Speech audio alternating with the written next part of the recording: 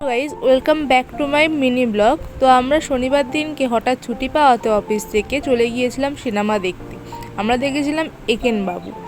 তো আমরা গিয়েছিলাম, আমাদের হাওড়া ময়দানে নতুন খুলেছে প্ল্যাটিনাম মলে SBF সিনেমা হল।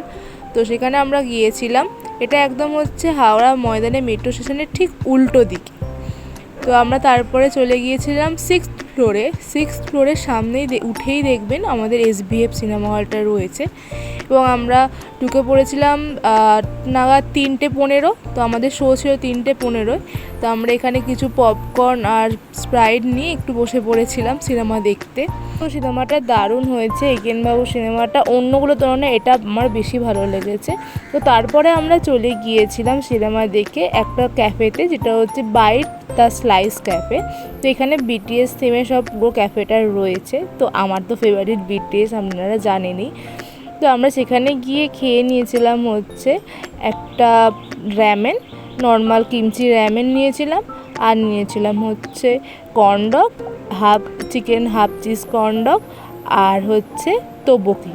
খাবার, অ্যাম্বিয়েন্স আর বিহেভিয়ার খুবই ভালো ছিল। তো ওভারঅল রেটিং 8.5 আউট অফ 10। তো আমরা 7টা নাগাদ বাড়ি ফিরে চলে এসেছিলাম মা আর বোনের সাথে। তো আজকের ব্লগটা এইটুকুনি, দেখা হচ্ছে নেক্সট কোনো ব্লগে।